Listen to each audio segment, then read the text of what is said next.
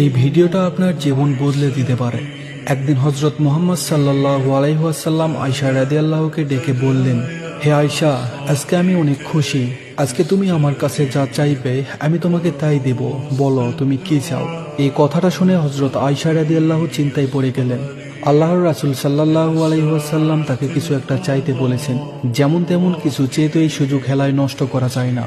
আর যা মন চায় তা তো চাইতে পারেন না। যদি কোনো ভুল কিছু চেয়ে বসেন, যদি নবীজি কষ্ট পেয়ে যান, এমন অনেক প্রশ্নই তার মনে উদয় হলো।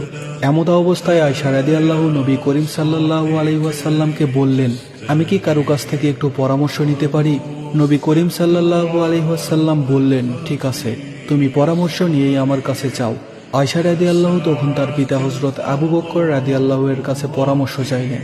আবু বকর রাদিয়াল্লাহু বললেন, যখন কিছু চাইবেই তাহলে তুমি মুহাম্মদ সাল্লাল্লাহু আলাইহি ওয়াসাল্লামের কাছে মেরাজের রাতের এমন কোনো গোপন বিষয় জানতে চাও যা আল্লাহ পাক রাব্বুল আলামিন তার রাসূল সাল্লাল্লাহু আলাইহি ওয়াসাল্লামকে বলেছেন, কিন্তু তিনি সে কথা কাউকে বলেননি। হযরত আবু বকর রাদিয়াল্লাহু আয়েশা রাদিয়াল্লাহুকে এই পরামর্শ দিয়ে বললেন, তুমি আমাকে কথা দাও, নবী করিম সাল্লাল্লাহু আলাইহি ওয়াসাল্লাম যা বলবেন তা সর্বপ্রথম তুমি আমাকেই জানাবে।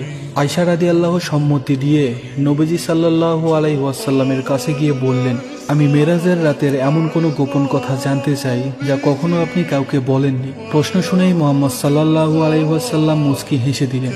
একটু রসিকতা করে বললেন, গোপন কথা বলে দিলে আর গোপন থাকে কি করে? আর বললেন, এই কথা জিজ্ঞেস করার পরামর্শ তোমাকে কে দিয়েছে? নিশ্চয় আবু বকর, কেননা একমাত্র আবু বকরই পারেন এমন বিচক্ষণ প্রশ্ন করতে। এরপর আয়েশা রাদিয়াল্লাহু তাআলা এর দিকে তাকিয়ে হযরত মুহাম্মদ সাল্লাল্লাহু আলাইহি ওয়াসাল্লাম বলতে লাগলেন, হে আয়েশা, আল্লাহ আমাকে মিরাজের রাতে বলেছেন, হে মুহাম্মদ সাল্লাল্লাহু আলাইহি ওয়াসাল্লাম, আপনার উম্মতের মধ্যে যদি কেউ কারো ভেঙে যাওয়া মন জোড়া লাগিয়ে দেয়, কোনো ব্যথিত হৃদয়ের ব্যথা দূর করে দেয়, তাহলে আমি তাকে বিনিময়ে বিনা হিসাবে জান্নাতে পৌঁছে দিব। সুবহানাল্লাহি ওয়া বিহামদিহি। এই কথা শুনে আয়েশা রাদিয়াল্লাহু তাআলা অত্যন্ত খুশি হলেন। ছুটে গেলেন তার বাবার কাছে। প্রতিশ্রুতি মতো হযরত আয়েশা রাদিয়াল্লাহু হযরত আবু বকর রাদিয়াল্লাহু এর কাছে এসে নবী করিম সাল্লাল্লাহু আলাইহি ওয়াসাল্লামের বর্ণিত কথাগুলো বললেন। কিন্তু তা শুনে আবু বকর রাদিয়াল্লাহু কাঁদতে শুরু করলেন। আয়েশা রাদিয়াল্লাহু আশ্চর্য হয়ে জিজ্ঞেস করলেন, বাবা, আপনি তো কত ভেঙে যাওয়া মন জোড়া লাগিয়েছেন, কত বাধিত হৃদয়ের ব্যথা দূর করেছেন, আপনার তো সোজা জান্নাতে যাওয়ার কথা, কিন্তু আপনি কাঁদছেন কেন? আবু বকর রাদিয়াল্লাহু বললেন, আয়েশা, কারো ভাঙা মন জোড়া লাগালে যেমন আল্লাহ সোজা জান্নাতে দিবেন, কারো মন ভাঙলে আল্লাহ যদি সোজা জাহান্নামে দিয়ে দেন। আমি না জানি নিজের অজান্তে কতজনের মন ভেঙেছি, কতজনকে কষ্ট দিয়েছি। এর জন্য যদি আল্লাহ আমাকে জাহান্নামে দিয়ে দেন তখন আমার কি হবে, সেই ভয়ে আমি কাঁদছি।